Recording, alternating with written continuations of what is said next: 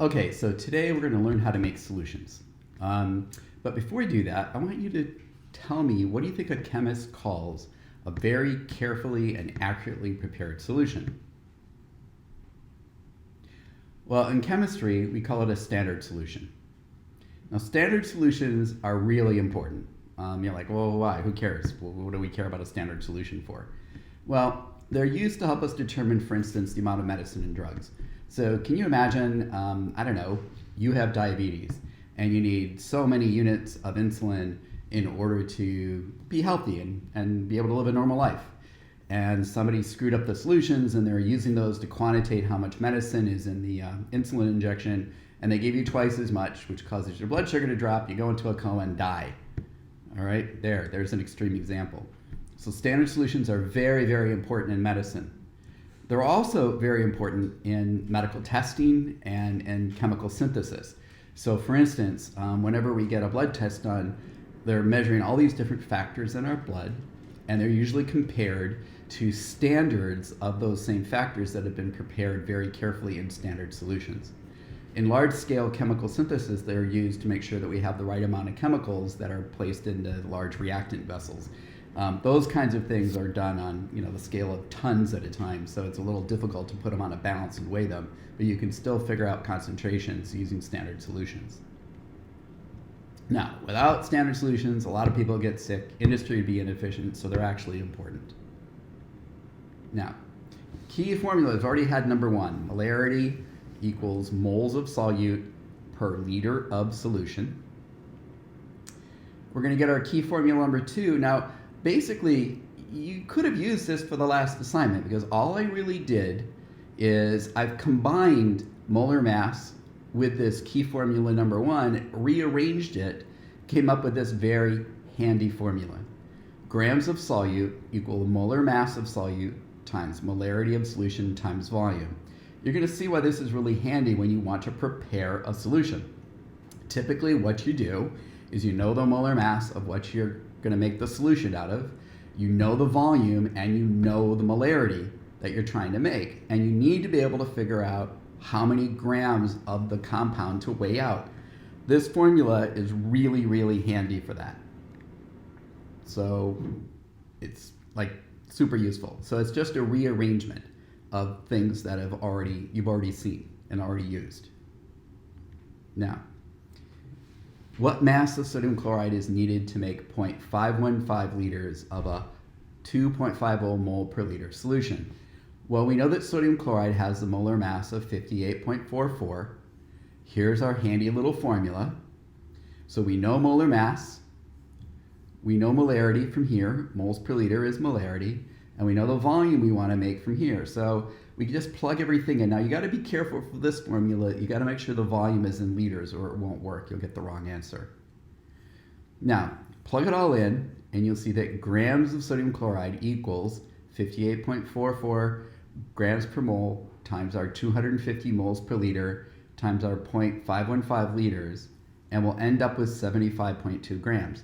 So this formula tells us, it's when we solve for it, it's going to tell us how many grams of sodium chloride do we need in our solution to make a 2.5 molar solution of 0.515 liters.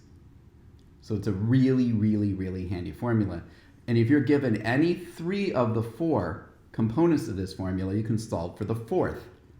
So let's take a look at another example. So a student masses out 25.05 grams of sodium hydroxide. And now he's wondering, well, I know I need to make a 0.025 molar solution. How many liters can I make if I start out with that many grams of sodium hydroxide? Well, here's our handy little formula. So now what we're going to do is we're going to solve for volume. We know grams, right? Molar mass, we can calculate it, it's 40.00 grams per mole. And molarity we're given, but we're trying to calculate volume this time. So we've got to solve for volume is all we've got to do. Molar mass, like I said, was 40 grams per mole.